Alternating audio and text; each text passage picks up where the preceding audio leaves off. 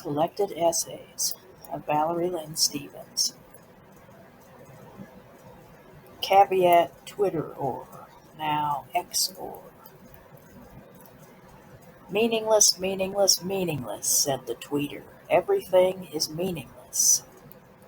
In this day of rampant social media, many well-intentioned, sensitive, and highly intelligent souls feel a certain kind of both ennui and frustration as it relates to its many venues.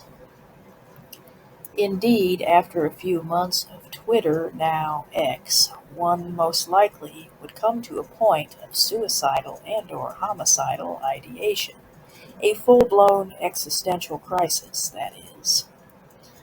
And one's life needn't even be that empty to begin with to reach this point.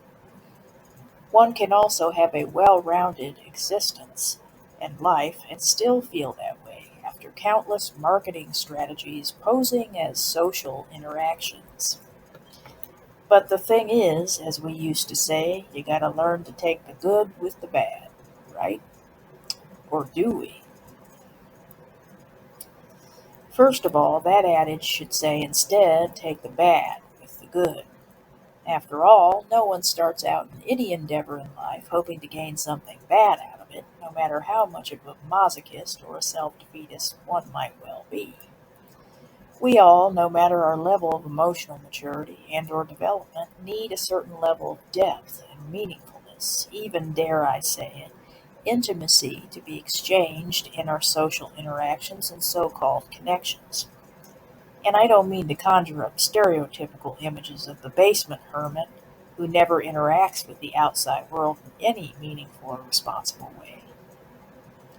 No, those individuals choose the virtual world as a substitute for the outer world. I love the outer world, in healthy doses, of course, as with all things. So, without further ado, let's break this down into smaller, more manageable bits and bytes, of course. From here on out, I will refer to all social media conglomerates as Twitter, or those who use them regularly, myself included, as Twitterers, under the heading to Twitter or not to Twitter. Of course, it would be tweet or not to tweet, and now what would it be now that it's X? Nevertheless, the pros and cons. Pros and their successive cons.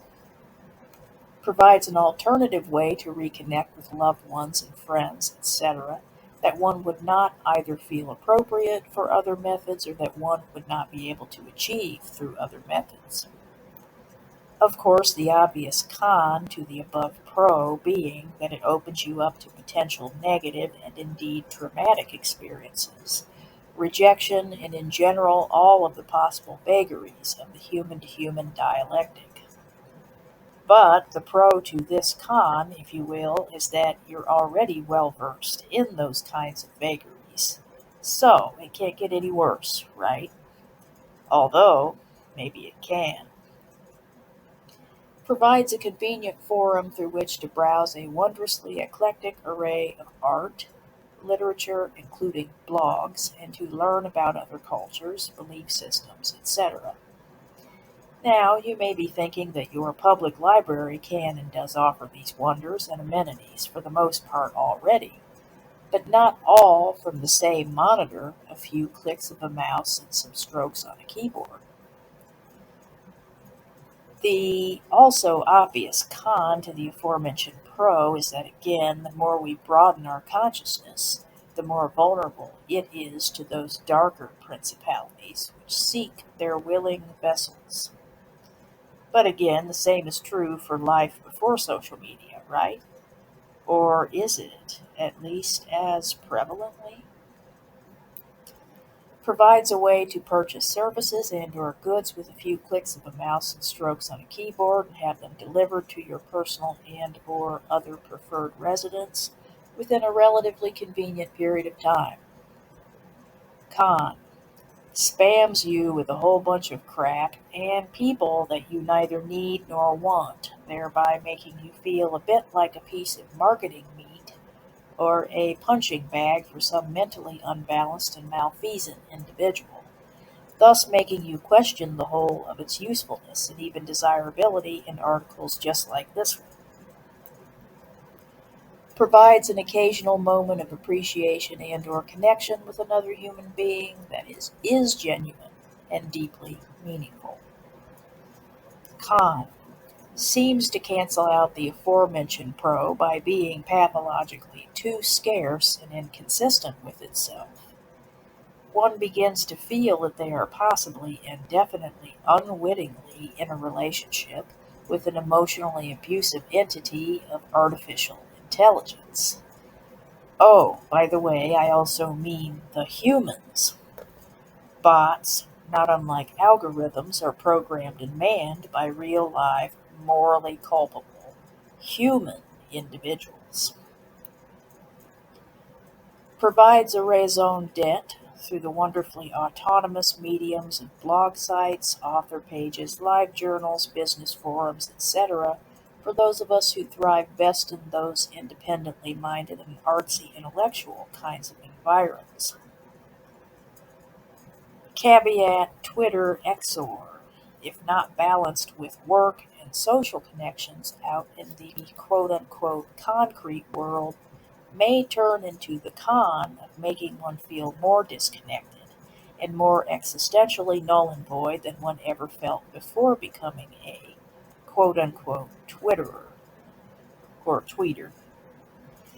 Can provide a way to feel connected, makes one feel more disconnected. Those two just seem to keep popping up, don't they? Gives one a sense of purpose, gives one a sense of insignificance. Yeah, those two keep popping up too. Provides a virtual life supplement to entertain, enlighten, and enliven you when you're not out in the quote other world doing other things. Con. If taken as the main course, in the intellective emotive gustatory sense, of course, can render one with a potentially fatal case of impoverishment, malnourishment, and mental rickets, which may lead to dementia. All in all, we can conclude that social media is meant to be taken supplementally, not as the main course. As with all things, balance, right? What else could possibly be noted about social media and its effects affects? Huh. Yeah, it seems to affect us more than it affects us, doesn't it? At least in the external metaphysical sense. Not much more can be said, I suppose, because it seems to keep boiling down to the same two salient pros and cons. It helps us feel connected, but makes us feel even lonelier than we ever did before its advent. And secondly, it gives us a sense of purpose when we employ ourselves meaningfully within it, but at the same time impoverishes us existentially and psychospiritually, no matter how conscientiously we utilize it. Hence, in finale, I suppose it all boils down to this: progress has its limitations. We cannot escape the human predicament. In a sense, this revelation has its comforts more than its inflictions. For with this being known, we are free to follow whatever path we choose, knowing now that it will continue to lead us to the same place, no matter which road we take. Yet, if we are utilizing it properly and responsibly, we will be gaining inward growth and evolution in a positive direction. It also serves to relieve our consciences by reminding us that we are often not even the problem, and thus we need not seek to fix it, whatever our current sufferings might be. We must merely accept things as they are.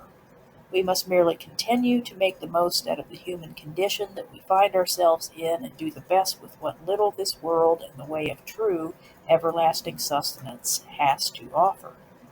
Now that is all well within our purview.